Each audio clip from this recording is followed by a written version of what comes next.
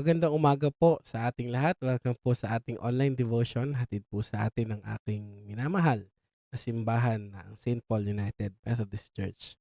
And today we are going to reflect on the passage from Second Timothy chapter 4 verses 16 to 18. And this is a passage that captures one of the loneliest yet strongest moments in Paul's life. So allow me to read. At my first defense, no one came to my support, but everyone deserted me. May it not be held against them. But the Lord stood at my side and gave me strength, so that through me the message might be fully proclaimed. The Lord will rescue me from every evil attack, and will bring me safely to his heavenly kingdom. May the Lord God add God's blessing upon the reading of this holy word.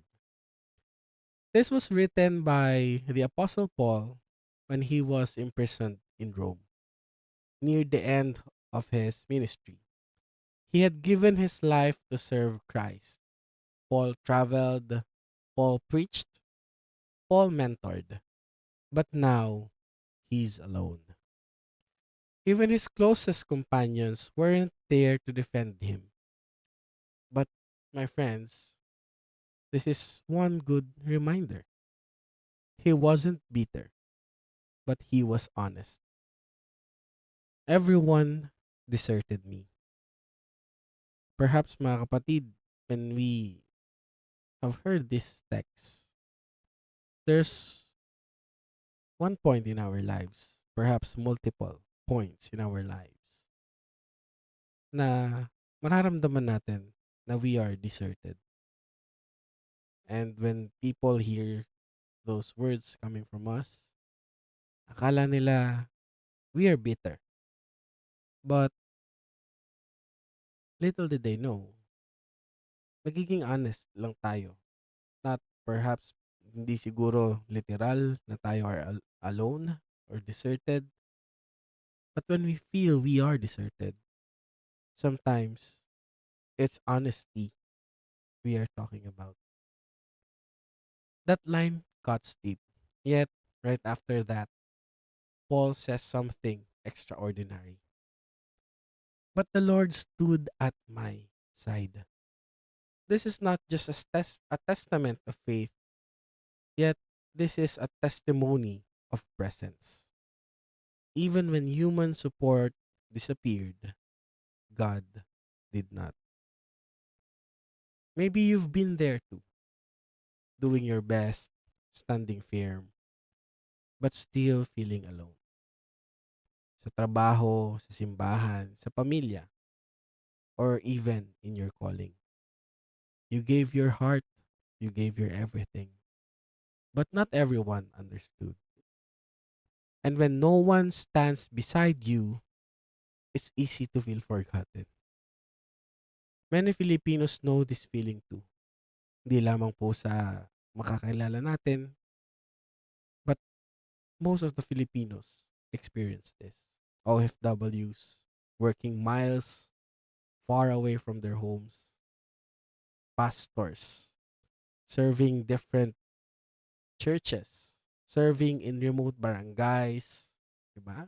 Provinces, public servants trying to do the right in the midst of corruption, or ordinary people just silently enduring. Marami ang lumalaban ng mag-isa.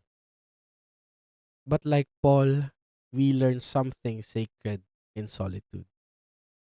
That God's presence becomes clearest when human support disappears. That line, my friends, my family in Christ, is a very deep line. When we do not see the presence of people, when we do not see the presence of those we are familiar with, sometimes we are faced with situations we cannot imagine that will come to our lives.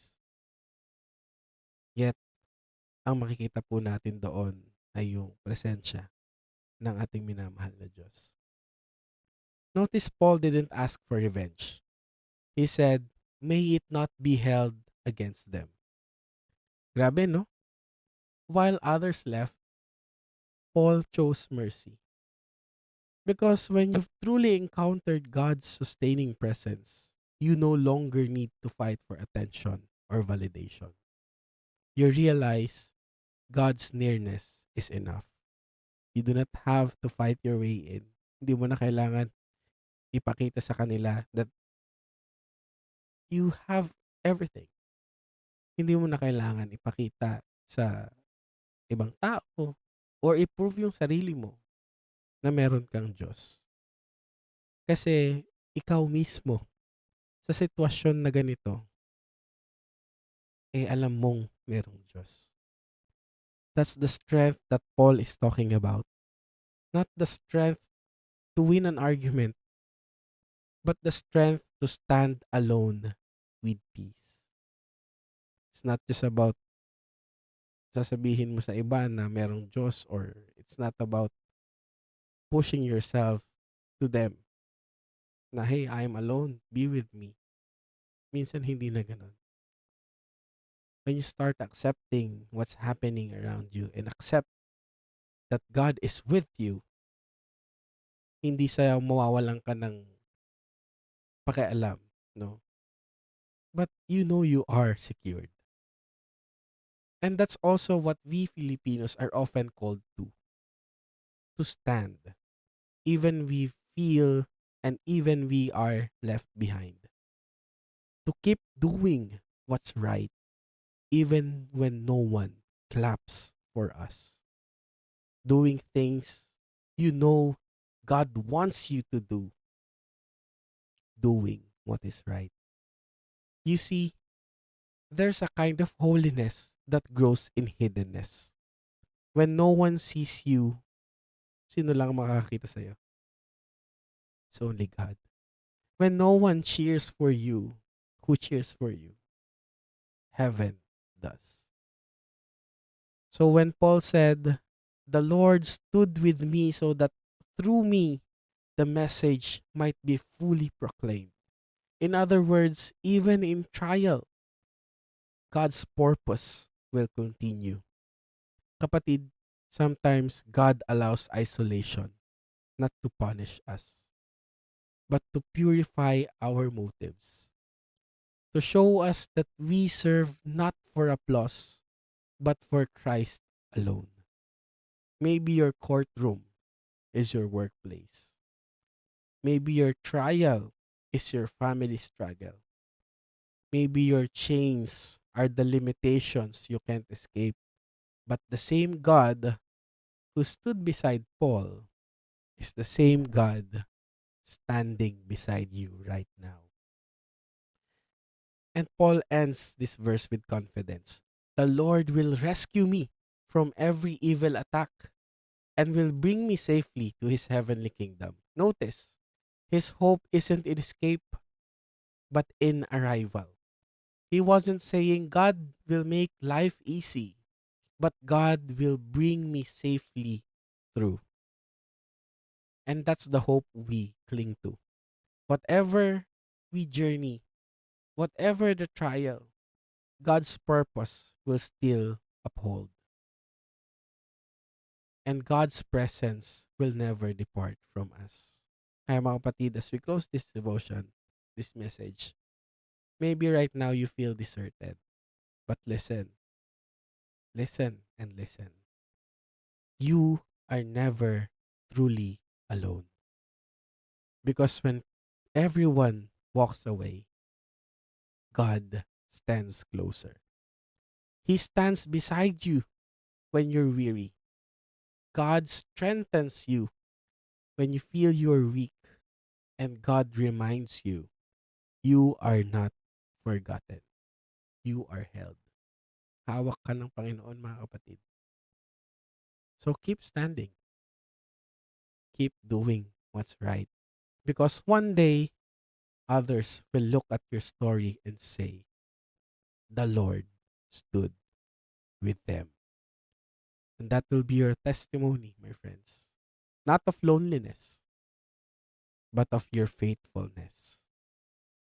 Therefore, as we close this, I want us to think of the situations we have been sa ating mga buhay na we felt alone.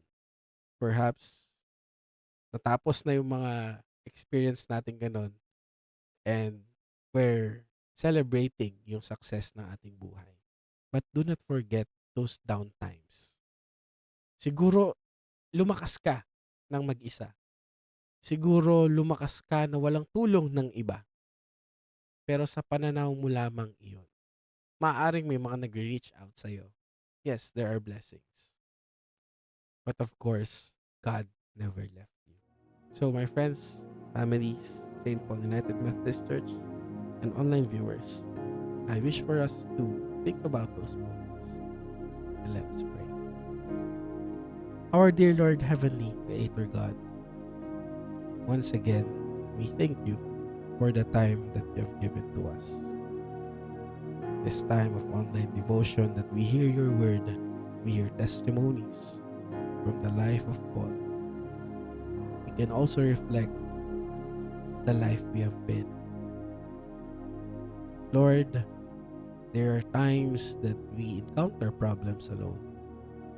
Perhaps ito po yung sa mga trabaho namin, sa aming mga pamilya, sa aming mga kaibigan, mga kapatid. At nawa, Panginoon, paalala mo sa amin yung mga moments na yun. Not for us to feel the pain. Not for us to feel the hatred we once felt before. But to show us, pakita mo sa amin, Panginoon, na yung mga panahon pala na yun, na akala namin kami ay nag-iisa, you were secretly building something for us. Lord, we thank you for the blessings of life na kahit hirap na hirap kami, we are still here. And what you want for us to do is to trust and be patient with your will. Lord, we are limited to what we see, to what we feel, to what we hear, to what we taste, to what we smell. But Lord, you are there for us, preparing our journey, our lives. Mga Panginoon, sa araw na ito, i-bless mo ang bawat isa sa patuloy naming gawain sa aming kanya-kanyang mga buhay. Maaari, Panginoon, tuloy lamang kami ng tuloy sa aming paglalakbay, sa pagkilos, sa trabaho, sa aming mga pamilya. Nawahawakan mo ang aming pangangatawan, palakasin ito. Kala namin, Panginoon, na kami ay malakas physically, nawa ang aming mga sarili ay patuloy naming alagaan din. Lord, keep us safe from all of the natural calamities that may come. Mga Panginoon, bigyan mo kami ng kalakasan upang harapin muli ang mga pagsubok ng buhay. Lord, wala man kaming masyadong maibigay sa mga pagkakataong ito, nawa ipaalala mo sa amin na ikaw ang Diyos na hindi nagkukulang. Provide us, O Lord. We believe that you will fill not just our wallets, but you will fill our household with everything that we need. Kami nagtitiwala, Panginoon, na hawak mo ang buhay ng bawat isa. Ito lamang po, Panginoon, ang aming samot panalangin sa pangalan ni Jesus. Amen.